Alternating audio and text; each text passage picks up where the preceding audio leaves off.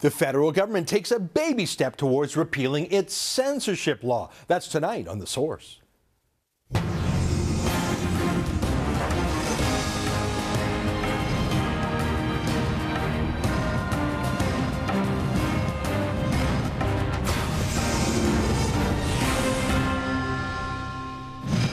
Did you know it's against the law in Canada to hurt people's feelings? Seriously, it's called Section 13 of the Canadian Human Rights Act. The law was enacted in 1977, the darkest days of Pierre Trudeau's attempt to rewire our country from a liberty-loving daughter of the British Empire into some politically correct, whiny Lawyerville.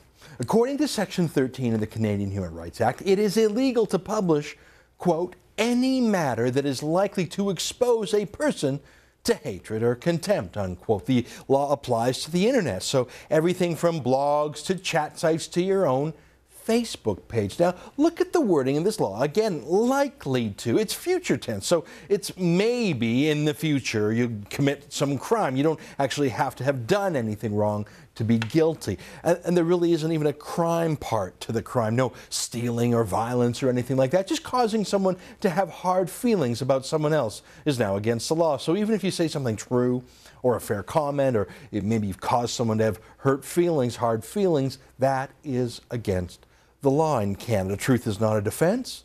Even religious belief is not a defense. And so it won't surprise you that in the first 32 years this law was in effect, the conviction rate for prosecutions was 100%. I'll tell you more about that one.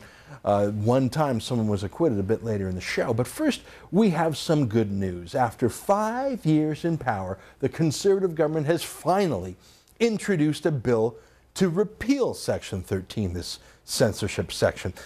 It's not quite accurate. The Conservative government did no such thing. Justice Minister Rob Nicholson did no such thing. But a backbench MP from the northern Alberta riding of St. Paul did. On Friday, Brian Storseth introduced a private member's bill, Bill C-304, that's its name, called an Act to Amend the Canadian Human Rights Act, Protecting Freedom. Protecting freedom, exactly. Here's an excerpt from the bill's introduction in the House of Commons that Storseth said. He said, quote, freedom of speech is the freedom that all other freedoms are built on. It cannot be restrained to the politically correct. The best way to fight bigotry is to ensure that we protect and enhance our fundamental freedoms in this country.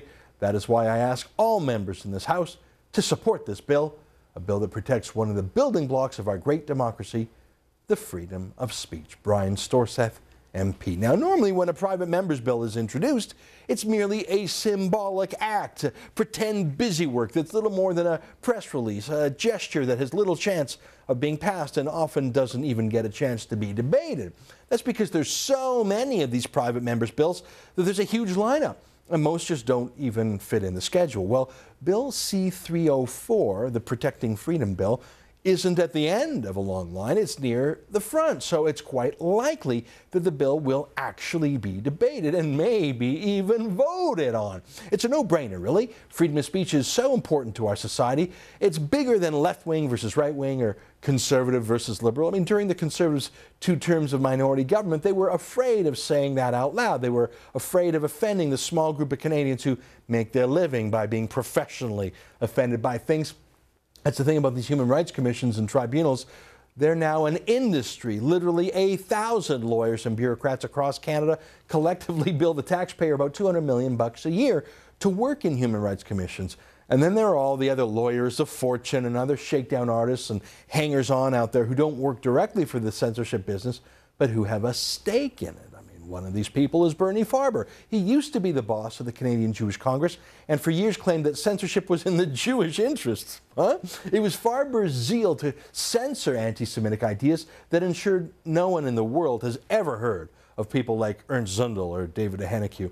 I'm just kidding. It's precisely because of the Jewish Congress's attempts to legally prosecute marginal nobodies like Zundel that they became world famous. Anti-Semitism did not decline on Farber's watch at the Canadian Jewish Congress. In fact, it went up dramatically.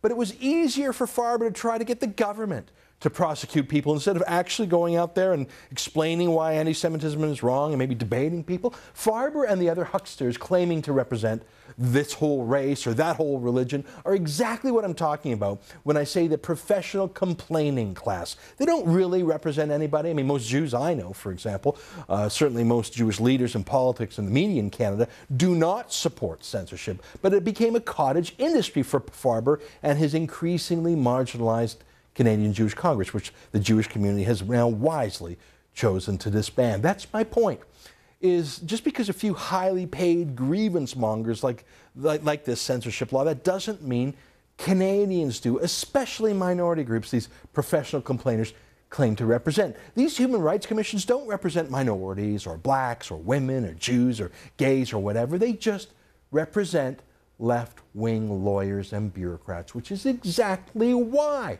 the Conservative government doesn't need to be afraid of this reform anymore. They used to be. They used to be afraid that the Bernie Farbers of the world actually spoke for thousands of people. They don't. Minorities come to Canada for freedom and opportunity, not to file legal complaints against people who hurt their feelings. People come here for freedom of speech, not government trials where people are prosecuted for holding the wrong ideas. Of course, the thing about human rights commissions and political censors is that they are exquisitely politically correct. They actually don't believe in diversity, at least not diversity of opinion. So out of all the people prosecuted by the Canadian government under Section 13 in the last 32 years, they fit a pattern. To use the language of the complaining left, they were engaged in racial profiling. That's right, the government was. 100% of the people prosecuted under this censorship provision were white and Christian, and 90% of them were too poor to afford a lawyer, actually, and no legal aid was allowed. So since 1977, not a single case of Islamic extremism or Tamil extremism or Sikh extremism has ever been prosecuted by these censorship police. They just go after basically blue-collar white folks who tell immigrant jokes instead of the fancy jokes about Rob Ford or George Bush. It's a political cleansing test, isn't it? Now, look, we know that censorship is un-Canadian. We know that it represents no one other than the self-serving lawyers and ethnocrats in this country. And we know that repealing censorship is, in fact, a political winner. Here's proof for you. Alison Redford, the incoming Premier of Alberta, was the only progressive Conservative candidate in that province to campaign to repeal that province's version of Section 13. She's well versed in the law. She's a lawyer herself, a former justice minister. This wasn't an unscripted moment by her. She knows that freedom of speech is a fundamental freedom, and the right not to be offended is a counterfeit right. Danielle Smith, the leader of Alberta's Wild Rose Party and Redford's chief rival in the upcoming provincial election, wants to repeal the censorship provision too, even if her deputy Rob Anderson wasn't quite clear about it in our interview last week. Also in the West, neighboring Saskatchewan has taken steps to rein in their Human Rights Commission too, after its abusive censorship of what this man, Bill Whatcott, said he was being politically incorrect on the subject of gay marriage.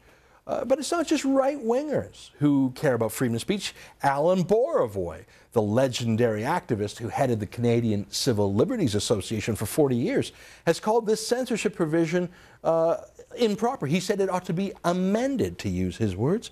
So did Keith Martin. He's a former Liberal MP, himself a visible minority. Martin jokingly calls himself coffee color. That's what he says. It's the kind of thing human rights commissions would normally prosecute. They don't really have a sense of humor. So we've got Conservative Party leaders across the country rising up to repeal this censorship provision. We have principled civil libertarians and other politicians on the left doing so as well. We've got stubborn victims of censorship appealing all the way to the Supreme Court, whether it's Mark Lemire or Bill Whatcott. His case from Saskatchewan is headed there later this month, and probably Lemire's case too. We had him on our show as well. Beverly McLaughlin, she's the chief of our Supreme Court, and in 1990, when she was just a junior judge, she wrote a passionate minority ruling on the Supreme Court warning against the abuses of political censorship under Section 13. Now that she's the chief judge of the Supreme Court, that law likely won't stand her scrutiny again.